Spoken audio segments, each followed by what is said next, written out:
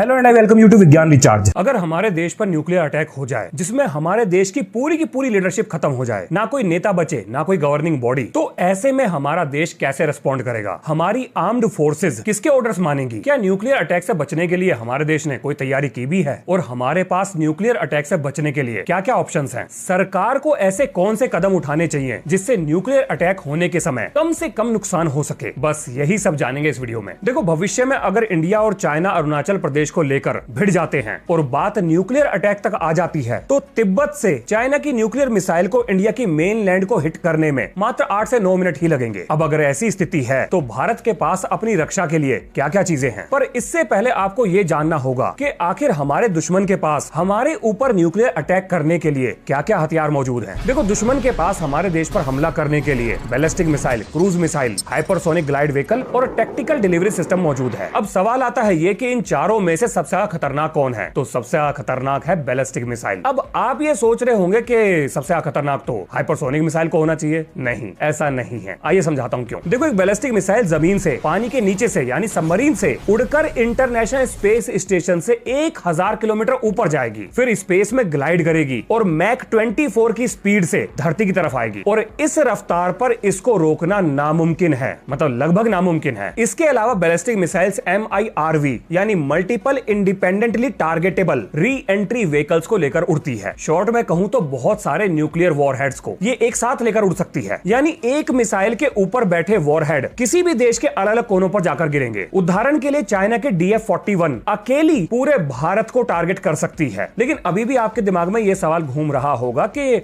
Hypersonic missile ज्यादा खतरनाक क्यों नहीं है? उसकी रफ्तार तो बहुत तेज है। अब अगर हाइपरसोनिक मिसाइल की बात करें तो जो मिसाइल अभी तक डेवलप हुई हैं उनकी रेंज 5000 किलोमीटर के आसपास है। इसके अलावा हाइपरसोनिक मिसाइल बैलिस्टिक मिसाइल के जितना भारी भरकम न्यूक्लियर माल मसाला लेकर नहीं उड़ सकती। और तीसरा ये कि हाइपरसोनिक टेक्नोलॉजी अभी भी परफेक्ट नहीं है, यानी अब तक इसके जितने भी ट्रायल किए गए हैं उसमें से आधे से ज्यादा फेल हो चुके हैं। और आखिरी कारण ये कि अकेली हाइपरसोनिक मिसाइल पूरे देश को एक साथ टारगेट नहीं कर सकती, जबकि बैलिस्टिक मिसाइल ये कर सकती है। वैसे भारत प्रोजेक्ट विष्णु के अंडर अपनी खुद की हाइपरसोनिक मिसाइल डेवलप कर रहा है, जिसकी रेंज लगभग 1400 किलोमीटर और रफ्तार मैक 8 से थोड़ी सी ऊपर होगी, यानी ध्वनि की रफ्तार से लगभग 8 गुना से थोड़ा ज्यादा। इसके अलावा भारत ब्रह्मोस 2 यानी ब्रह्मोस के हाइपरसोनिक वर्जन को भी डेवलप कर रहा है, मतलब हम भी ज्यादा पीछे नहीं है। अब यहाँ पर आपके दिमाग में यह सवाल भी आ सकता है कि जब हमने सर्वगुण संपन्न बैलिस्टिक मिसाइल बना ली तो हमने आखिर क्रूज मिसाइल क्यों बनाए होंगे? देखो, बैलिस्टिक मिसाइल में सबसे बड़ी कमी यह है कि वो रेडार से छुप नहीं सकती, रेडार उसे पकड़ ही लेगा। अब क्यों पकड़ लेगा, कैसे पकड़ लेगा, ये बाद में बताऊंगा। अभी के लिए बस ये जान लो कि क्रूज मिसाइल के पास न्यूक्लियर माल मसाले को ले जाने के अलावा रेडार से छुपने की पावर भी होती है। आपने ये चीज बार बार सुनी होगी कि ब्रह्मोस को रेडार पर पकड़ना लगभग नामुमकिन ही है, मतलब जो रेडार अभी तक डेवलप हुए हैं वो ब्रह्मोस को इतनी आसानी से पकड़ नहीं पाते। लेकिन ब्रह्मोस में आखिर ऐसा खास क्या है? तो भाई साहब, ब्रह्मोस जो है वो सतह के बहुत नजदीक रहकर उड़ती है, यानी कि लो एल्टीट्यूड पर उड़ती है। और ये लो एल्टीट्यूड वाली सरफेस रेडार के ब्लाइंड जोन में आती है, यानी कि लो एल्टीट्यूड पर रेडार उतने अच्छे से काम नहीं कर पाते। इसके अलावा ये उड़ते हुए अपने रास्ते को बार बार बदल भी सकती है। इसे आप जमीन से उड़ा लो, फाइटर प्लेन से फायर कर लो,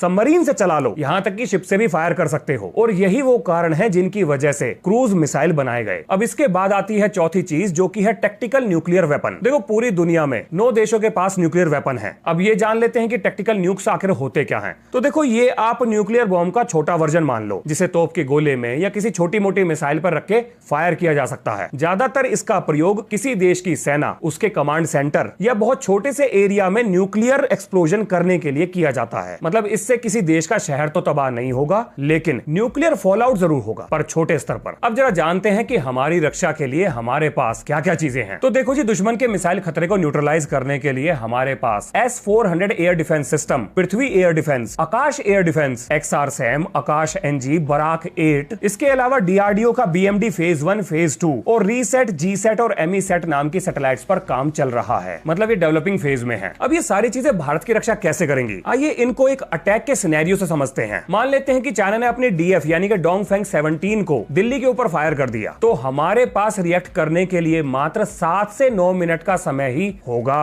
अब सबसे पहली चीज आती है मिसाइल अर्ली वार्निंग सिस्टम, यानी कि मिसाइल के लॉन्च होते ही रीसेट, एमीसेट और ग्राउंड बेस्ड रेडार एक्टिव हो जाएंगे। अब ये रीसेट क्या चीज है? तो ये होता है रेडार इमेजिंग सैटेलाइट। मतलब ये हर पल धरती की फोटो लेता रहता है और जब सारे ऑप्टिकल सैटेलाइट फेल हो जाते हैं, यानी अंधेरा हो, धुआं हो, धूल हो या बादल ही क्यों ना हो, कोई भी चीज इससे फोटो लेने से नहीं रोक सकती। अब अगर दुश्मन अपनी बैलिस्टिक मिसाइल फायर करेगा तो ये उसे पकड़ लेगा, लेकिन आखिर क्यों पकड़ लेगा? देखो, बैलिस्टिक मिसाइल है ही ऐसी कि उसका छुपना लगभग नामुमकिन है। उदाहरण के लिए अग्नि 5 8000 किलोमीटर तक उड़ सकती है, लगभग 50,000 किलोग्राम का वजन लेकर उड़ सकती है। ये 18 मीटर लंबी और 2 मीटर मोटी है। इसका साइज ही इतना बड़ा है कि ये चाहकर भी रेडार से छुप नहीं सकती। इनके साइज और भारी भरकम न्यूक्लियर मसाले को लेकर उड़ने की क्षमता के कारण इन्हें कॉन्टिनेंट किलर कहा जाता है। ये मिसाइल छोटा मोटा एरिया नहीं बल्कि पूरे के पूरे कॉन्टिनेंट को तबाह कर सकती है। अब जब इतनी भारी मिसाइल उड़ेगी तो इसके जो एग्जॉस्ट से फ्लैश निकलेंगे वो रेडार पर विजिबल हो जाएंगे। उन्हें सैटेलाइट भी ट्रैक कर लेगा और ये डाटा फिर डीआरडीओ और आर्म्ड फोर्सेस के पास चला जाएगा। अब बात करते हैं एमीसैट की। तो देखो जी, ये होते हैं इलेक्ट्रोमैग्नेटिक इंटेलिजेंस सैटेलाइट। मतलब ये कोई फोटो वगैरह नहीं उतारते, लेकिन ये दुश्मन के रेडार, उनके एयर डिफेंस और मिसाइल को ट्रैक करने में मदद करता है। कैसे करता है? ये रेडियो वेव्स, माइक्रोवेव्स और जैमिंग फ्रीक्वेंसीज का पता लगाता है और ये काम करने के लिए इसको हमेशा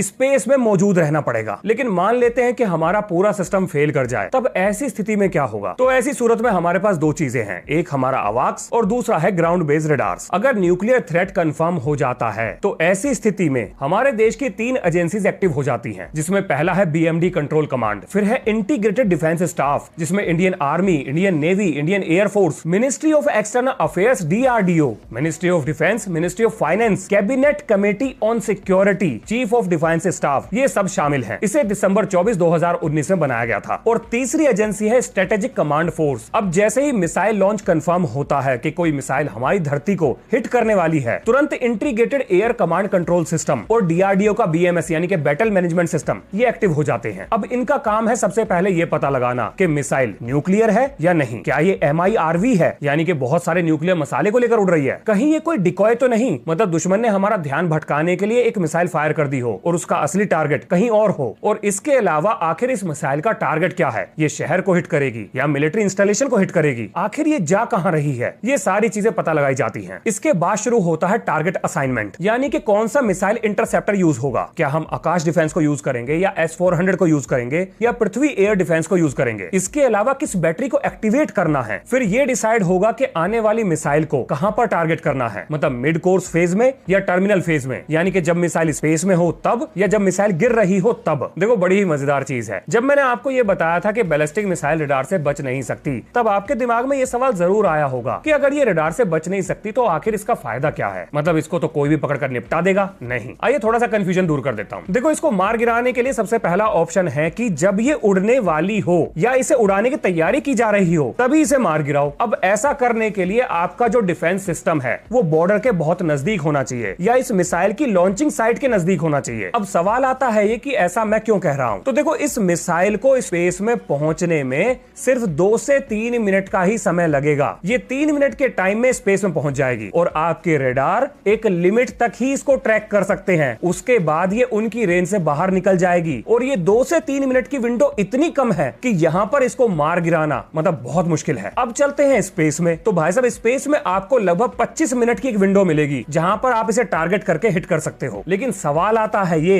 कि आपका कोई भी रेडार इसको डिटेक्ट ही नहीं कर सकता। तो जब कोई रेडार इसको स्पेस में ट्रैक ही नहीं कर सकता तो पकड़ोगे कैसे और मारोगे कैसे? इसके बाद आता है टर्मिनल फेज, यानी कि जब ये धरती की तरफ आती है, अब उस समय इसकी रफ्तार 24 मैक के पास होगी, यानी कि ध्वनि की रफ्तार से 24 गुना तेज। अब यहां पर आपके पास सिर्फ 1 से 2 मिनट का टाइम होगा कि आप इसको टारगेट करो और हिट कर लो। और अगर यहां चूक हुई तो न्यूक्लियर स्ट्राइक को कोई भी नहीं रोक पाएगा। अब जरा आप ये भी सोचो कि अगर ये मिसाइल MIRV यानी कि बहुत सारे न्यूक्लियर वॉरहेड लेकर चल रही होगी तो आप कितनों को टारगेट कर लोगे? 1 को गिरा लोगे, 2 को गिरा लोगे, बाकी तो जाके हिट करेंगे। यानी कि न्यूक्लियर स्ट्राइक तो कंफर्म है, उसको रोका नहीं जा सकता। इसीलिए बैलिस्टिक मिसाइल इतनी इंपॉर्टेंट है। अब मान लेते हैं कि चाइना से न्यूक्लियर स्ट्राइक कंफर्म हो गया है, तो अब 3 स्टेज में सिविल डिफेंस प्रोटोकॉल इनिशिएट हो जाएगा। यानी सबसे पहले prime minister, defence chief, core cabinet को अंडरग्राउंड न्यूक्लियर बंकर में शिफ्ट कर दिया जाएगा। अब भारत के पास ये है या नहीं ये तो मुझे नहीं पता, लेकिन स्टैंडर्ड ऑपरेटिंग प्रोसीजर यही है। इसके अलावा साइबर सिक्योरिटी लॉकडाउन, ताकि अफवाहें ना फैले, ये भी लागू हो हो जाएगी। फिर दूसरे फेज में पब्लिक अलर्ट मोबिलाइजेशन होगा, यानी कि लोगों के फोन पर SMS आएंगे, रेडियो पर क्या करना है क्या नहीं करना है, ये सारी चीजें लोगों को समझाई जाएंगी। TV channels, air red sirens, सभी चीजें अपने अपने स्तर पर लोगों को गाइड करेंगी। इसके अलावा अंडरग्राउंड मेट्रो स्टेशंस को न्यूक्लियर बंकर की तरह इस्तेमाल किया जाएगा। फिर पूरे देश के हॉस्पिटल्स को रेडिएशन इमरजेंसी मोड में डाल दिया जाएगा, यानी कि वहां पर एंटी रेडिएशन ड्रग मतलब पोटेशियम आयोडाइड और मोबाइल मेडिकल यूनिट्स को डिप्लॉय कर दिया जाएगा। इसके अलावा एम्बुलेंस, फायर ब्रिगेड और मिलिट्री मेडिकल कॉर्प्स को मोबिलाइज किया जाएगा, यानी जगह जगह पर पहुंचाया जाएगा। फिर तीसरा फेज आता है अटैक के बाद, यानी कि स्ट्राइक के बाद। इसके बाद डैमेज असेसमेंट होगा, ये देखा जाएगा कि दुश्मन ने हमारा कितना नुकसान किया है। अब ऐसी स्थिति में देश में लूटपाट ना हो, इसके लिए आर्मी को सड़कों पर उतार दिया जाएगा। अब इन सारी चीजों के बाद भारत करेगा रिटेलिएट, यानी कि जवाब देगा, न्यूक्लियर जवाब देगा। लेकिन एक पल के लिए मान लो कि न्यूक्लियर अटैक में हमारी पूरी लीडरशिप यानी कि पॉलिटिकल लीडरशिप, सभी के सभी नेता मारे जाते हैं। तब ऐसी स्थिति में हमारा देश क्या करेगा? क्या उसकी भी कोई प्रोटोकॉल होती है? तो हाँ, बिल्कुल होती है। इसे कहा जाता है डीकैपिटेशन स्ट्राइक रेस्पॉन्स प्रोटोकॉल, यानी कि जब किसी देश की पूरी लीडरशिप खत्म कर दी जाती है तो उस देश का जो ऑटोनॉमस रेस्पॉन्स होता है उसे डीकैपिटेशन स्ट्राइक रेस्पॉन्स प्रोटोकॉल कहते हैं। मतलब मैं इस बात की बिल्कुल भी पुष्टि नहीं करता हूं कि जो मैं बताने जा रहा हूं इंडिया इस चीज को फॉलो करता है या नहीं, पर उम्मीद है कि ऐसा करता होगा। तो अकॉर्डिंग टू डिफेंस एनालिस्ट, ऐसी स्थिति में जब हमारी पूरी की पूरी पॉलिटिकल लीडरशिप वाइप आउट हो जाएगी, मारी जाएगी, तो डिफेंस फोर्सेस के पास सील्ड प्री डिफाइंड ऑर्डर्स होते हैं, यानी कि पहले से लिखे हुए ऑर्डर्स होते हैं, यानी कि देश का nuclear Arsenal military high command के हाथ में चला जाएगा। तो अब 2 मैन रूल लागू होगा, न्यूक्लियर वॉरहेड फायर होगा। अब डीआरडीओ देशवासियों को और बाकी देशों को यह संदेश भेजेगा कि भारत ने न्यूक्लियर स्ट्राइक के बदले में रिटेलिएट कर दिया है। लेकिन एक पल के लिए मान लेते हैं कि हमारी मिलिट्री कमांड भी पूरी तरह से डिस्ट्रॉय हो चुकी है, तो ऐसी स्थिति में हमारा देश क्या करेगा? देखो, क्या करेगा ये तो मुझे नहीं पता, लेकिन शायद हमारे पास भी रशिया की तरह डेड हैंड स्टाइल में कोई सीक्रेट पॉलिसी एग्जिस्ट करती हो जिसके बारे में हमें ना पता हो। मतलब हो सकता है, मतलब अगर कोई हमारे देश को पूरी तरह से खत्म करने की कोशिश करेगा तो फिर तो सभी को लेकर डूबेंगे हम भी। तो ये तो हो गई वो सारी चीजें अगर न्यूक्लियर अटैक होता है, मतलब सक्सेसफुल न्यूक्लियर अटैक हमारे ऊपर होता है तो हमारा देश कैसे रिस्पॉन्ड करेगा। लेकिन अब बात करते हैं कि क्या हम किसी तरीके से न्यूक्लियर अटैक को रोक सकते हैं? तो उसका जवाब है कि हाँ, मतलब कुछ हद तक न्यूक्लियर अटैक को रोका जा सकता है अगर हम अपने सिक्योरिटी गैप्स को फिल कर दें। तो देखो, पहली समस्या है कि भारत के पास कोई भी space based early warning system नहीं है, लेकिन अमेरिका के पास है, जिसका नाम है SBIRS। ये स्पेस में एंटर करती हुई बैलिस्टिक मिसाइल को डिटेक्ट कर सकता है, यानी कि ऐसी स्थिति में उस मिसाइल को मार गिराने के लिए 25 मिनट की विंडो मिल जाएगी, जो कि बहुत है। लेकिन भारत के पास ऐसा कोई सिस्टम अभी एक्टिव नहीं है। अब इसका इलाज है कि इसरो को डीआरडीओ के साथ मिलकर space based early warning system को डेवलप करना चाहिए। इसके अलावा भारत के पास कोई भी real time AI based interception control system नहीं है। मतलब आज भी हम मैनुअल बेस्ड कमांड सिस्टम को इस्तेमाल करते हैं। मतलब जब कोई मिसाइल हमारे रडार पर दिखेगी तब उसे ह्यूमन वेरिफिकेशन से होकर गुजरना पड़ेगा। मतलब जब कोई वेरीफाई कर देगा कि भाई मिसाइल लॉन्च हुआ है, उसके बाद एक्शन लिया जाएगा। लेकिन आप ये सोचो कि हाइपरसोनिक मिसाइल इतनी तेज होती है कि जब तक हम ये वेरीफाई करेंगे कि मिसाइल लॉन्च हुई है तब तक तो वो आके ऊपर गिर जाएगी। अब इसके सॉल्यूशन के रूप में भारत को AI based missile defence grid को बनाना चाहिए, जो थ्रेट को डिटेक्ट करेगा, उसे टारगेट करेगा और मिली सेकेंड्स के अंदर ऑटोनोमसली रिस्पॉन्ड करेगा। इसके अलावा हमारे देश में सिविल डिफेंस इंफ्रास्ट्रक्चर की भी भारी कमी है। मतलब मेट्रो सिटीज में रेडिएशन बंकर नहीं है, जगह जगह पर सायरन्स और पब्लिक प्रोटोकॉल नाम की चीजें भी नहीं है। अगर पॉपुलेशन पैनिक कर जाए तो न्यूक्लियर स्ट्राइक से ज्यादा मौतें तो अफवाह से ही हो जाएंगी, लोग भगदड़ में मारे जाएंगे। अब इस प्रॉब्लम के सॉल्यूशन के रूप में भारत को सिविल न्यूक्लियर डिफेंस एक्ट को लागू कर देना चाहिए, जिसमें हर शहर में एक न्यूक्लियर बंकर बनाना मैंडेटरी होगा। जगह जगह सायरन लगाए जाएंगे, लोगों को ट्रेनिंग दी जाएगी कि न्यूक्लियर स्ट्राइक की स्थिति में उन्हें कैसे रिस्पॉन्ड करना है ताकि पैनिक ना हो। इसके अलावा हर बंकर में एयर फिल्ट्रेशन, 10-15 दिन का खाना, मेडिसिन सप्लाई और बायो टॉयलेट्स की सुविधा भी होनी चाहिए। आपको जानकर हैरानी होगी कि स्विट्जरलैंड में 100% पॉपुलेशन के लिए न्यूक्लियर बंकर बनाए जा चुके हैं। अब भारत के सामने अगली परेशानी आती है MIRV, यानी अगर कोई बैलिस्टिक मिसाइल 5-10 न्यूक्लियर वॉरहेड लेकर आ गई तो डीआरडीओ के द्वारा बनाया गया BMD फेज 1 सिर्फ सिंगल टारगेट को इंटरसेप्ट करने के लिए बनाया गया है और ये सिस्टम मल्टीपल वॉरहेड्स के सामने फेल हो जाएगा। यानी हमारे देश को BMD फेज 2 की जरूरत है, जिसमें एक मल्टी वॉरहेड ट्रैकिंग रडार होगा और AI ऑटोनोमस सिस्टम। इसके अलावा भारत के पास हाइपरसोनिक मिसाइल के खिलाफ भी कोई प्रोटेक्शन नहीं है। चाइना के डोंगफेंग 17 जैसे मिसाइल अनप्रेडिक्टेबल ट्रेजेक्टरी और हाइपरसोनिक स्पीड पर इंडिया को हिट कर सकते हैं। अब इसको काउंटर करने के लिए हमें हाइपरसोनिक डिटेक्शन रडार बनाना पड़ेगा। इसके अलावा हमें भारत के डायरेक्ट एनर्जी वेपन प्रोग्राम को भी तेजी से आगे बढ़ाना पड़ेगा, जिसमें हाई प्रिसिशन लेजर्स जैसे कि काली प्रोजेक्ट, इनको भारी फंडिंग देनी पड़ेगी। ये तो हो गए वो गैप्स जो कि हमारे सिक्योरिटी में इस टाइम है, जिन्हें दूर करने का सॉल्यूशन हमने डिस्कस कर लिया। लेकिन अगर न्यूक्लियर अटैक इनएविटेबल हो, यानी कि न्यूक्लियर अटैक होगा ही होगा, तो ऐसी स्थिति में ज्यादा से ज्यादा लोगों को बचाने के लिए हमारी सरकार को क्या क्या स्टेप्स उठाने चाहिए,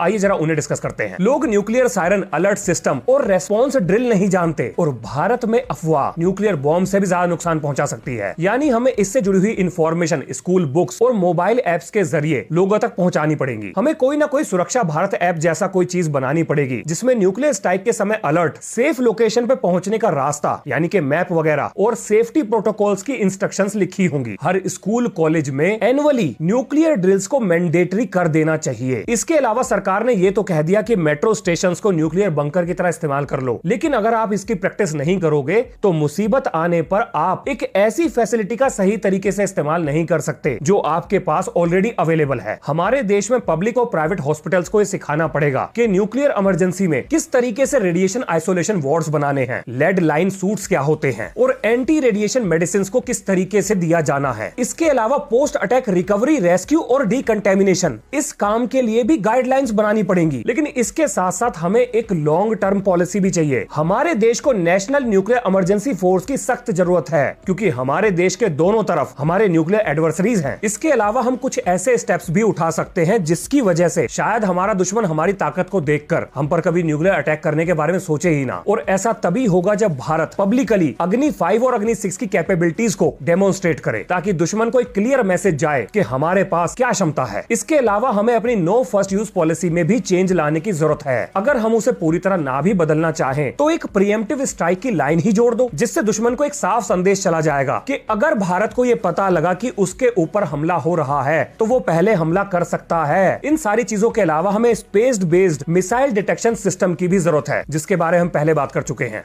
इसके अलावा भारत अपनी एग्रेसिव पोस्चरिंग को दिखाने के लिए artificial intelligence based auto retaliation loop को भी बना सकता है। यानी कि अगर हम पर हमला होता है और कुछ भी नहीं बचता तो भारत के सारे मिसाइल्स, सारे न्यूक्स अपने आप ही उड़कर दुश्मन पर जा गिरेंगे। इन सारी चीजों के अलावा भारत अपनी ताकत को दिखाने के लिए एंटी सैटेलाइट वेपन, जो कि हम बना चुके हैं, और हाइपरसोनिक ग्लाइड व्हीकल को भी डेवलप कर सकता है, क्योंकि हमारा देश जितना ज्यादा ताकतवर होगा उतनी ही ज्यादा शांति इस रीजन में बनी रहेगी। इन सारी चीजों के अलावा हमारे नेताओं को अपनी डिप्लोमेटिक लैंग्वेज को थोड़ा सही करने की जरूरत है। जिन लोगों के हाथ में पावर है उन्हें अपने शब्दों को बहुत सोच समझकर चुनना चाहिए, बिल्कुल क्लियर मैसेज के साथ बोलना चाहिए। गोलमोल बातों से कोई नतीजा नहीं निकलेगा। साफ शब्दों में कहना चाहिए कि अगर हम पे हमला हुआ तो हम दुश्मन का पूरा राष्ट्र खत्म कर देंगे। इन सारी चीजों के अलावा पब्लिक के मोराल को बूस्ट करने के लिए ऐसी डॉक्यूमेंट्रीज बनानी चाहिए जिसमें भारत की ताकत को दिखाया जाए। इसके साथ दुनिया को एक साफ संदेश जाना चाहिए कि भारत के लिए रेड लाइन क्या है। इन चीजों के अलावा भारत को नेशनल इंटीग्रेटेड सिक्योरिटी डॉक्ट्राइन भी चाहिए, जिसमें army, navy, air force, cyber, nuclear, space और